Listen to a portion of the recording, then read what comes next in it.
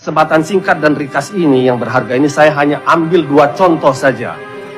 Yaitu pertama, seorang muslimah calon ASN KPK ketika ditanya tentang siapkah mencabut kerudung dan jilbabnya demi bangsa dan negara, ketika dia menjawab tidak, saya akan tetap memakai kerudungnya, penguji mengatakan Anda egois, tidak berani berkorban demi bangsa dan negara.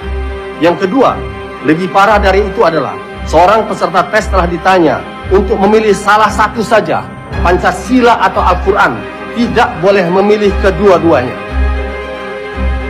Pembenaran terhadap pertanyaan-pertanyaan tersebut telah kita dengar bahwa BKN ingin memberangus habis paham radikalisme agama yang telah menyebar di kalangan ASN.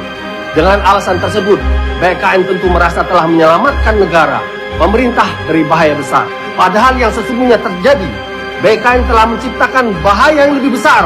Pertama, mengabaikan sikap negarawan founding fathers kita yang arif dan bijaksana, menyandingkan sila pertama ketuhanan yang Maha Esa dengan sila ketiga persatuan Indonesia dengan harmoni di dalam Pancasila. Kedua, BKN telah menginjak-injak amanat konstitusi Undang-Undang Dasar kita, pasal 29 ayat 1 dan 2, yang berbunyi negara berasal atas ketuhanan yang Maha Esa dan negara menjamin setiap penduduk untuk memeluk agamanya masing-masing dan beribadat menurut agama dan kepercayaan itu.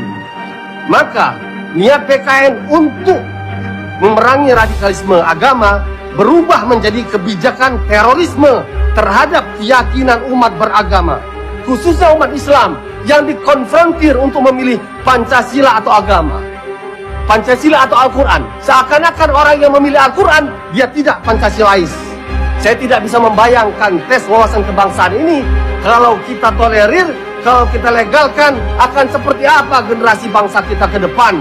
Oleh karena itu, pada forum yang penting ini, saya menyampaikan 3 tuntutan. Pertama, Presiden Jokowi harus menggunakan kewenangannya untuk membatalkan pemberlakuan TWK BKN terhadap calon ASN KPK maupun terhadap seluruh ASN dari berbagai instansi. Kedua, Presiden Jokowi perlu segera membentuk tim TWK dari tokoh lintas agama, tokoh akademisi pakar yang tidak anti agama untuk menyusun TWK yang sesuai dengan Pancasila dan konstitusi kita. Dan ketiga, DPR harus memanggil BKN untuk mempertanggungjawabkan apa yang telah mereka lakukan pada kasus seleksi calon ASN KPK. Allahu Akbar, merdeka! Saya ingin menyampaikan, saya mendapatkan eksklusif bahwa 51 nama-nama yang dinyatakan gagal mendapatkan rapor merah yang sebelum masuk dalam 75 yang gagal, ini adalah orang-orang yang memegang kasus-kasus besar korupsi. Siapa nama-nama tersebut? Saya akan bacakan, saudara. Yang terlibat dalam penanganan korupsi bansos COVID-19 dengan tersangka Menteri Sosial Juliari Batubara. Penyelidik dan penyidiknya adalah Praswat Nugraha dan Andre Nainggolan.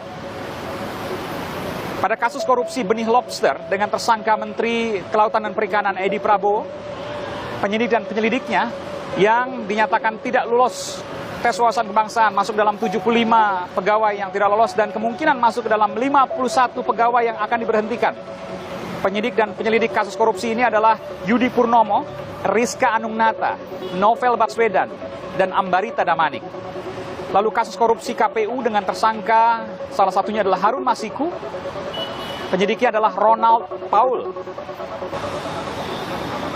Korupsi pajak dengan tersangka Angin Prayitno, penyidik dan penyelidiknya diantaranya Afif Julian, dan kemudian pemeriksa kode etik Ketua KPK Firly Bahuri pada saat kasus helikopter yang kemudian dilaporkan ke Dewas KPK yang diperiksa oleh Heri Murianto. Ia adalah ex-deputi pengawas internal dan pengaduan masyarakat.